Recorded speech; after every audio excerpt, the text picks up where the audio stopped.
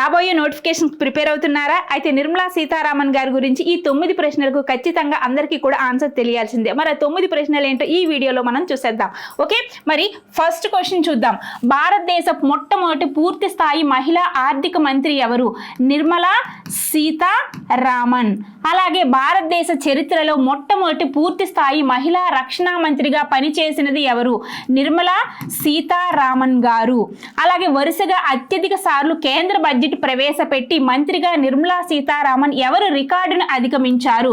మొరార్జీ దేశాయ్ గారి రికార్డును అధిగమించారు. ఎప్పుడు? 2024లో అయితే వరుసగా 7వసారి బడ్జెట్ను ప్రవేశపెట్టి ఈ ఘనతను సాధించారు.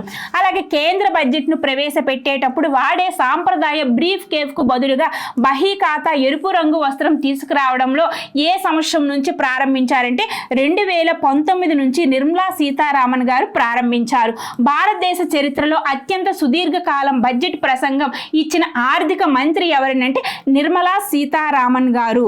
ఎవరమ్మా? నిర్మలా సీతారామన్ గారు 2020లో 2 గంటల ఎన్ని గంటలమ్మా?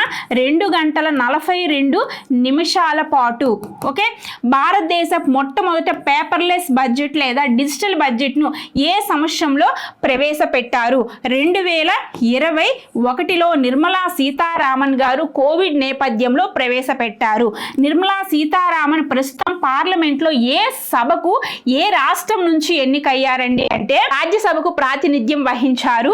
ఈమె కర్ణాటక రాష్ట్రం నుంచి ఎన్నికయ్యారు. ఏ రాష్ట్రం అమ్మా? కర్ణాటక రాష్ట్రం. రాజకీయాల్లోకి రాకముందు నిర్మలా సీతారామన్ గారు 2003 నుంచి 2005 వరకు ఏ జాతీయ సంస్థలో సభ్యురాలిగా పనిచేశారని అంటే జాతీయ మహిళా కమిషన్లో పనిచేశారు. అలాగే ప్రతిష్టాత్మకమైన ఫోర్బ్స్ ప్రపంచంలోని 100 మంది అత్యంత శక్తివంతమైన మహిళల జాబితాలో 2023 నివేదిక ఆమె ఏ స్థానంలో నిలిచారని అంటే 32వ స్థానంలో ఆమె నిలిచారు.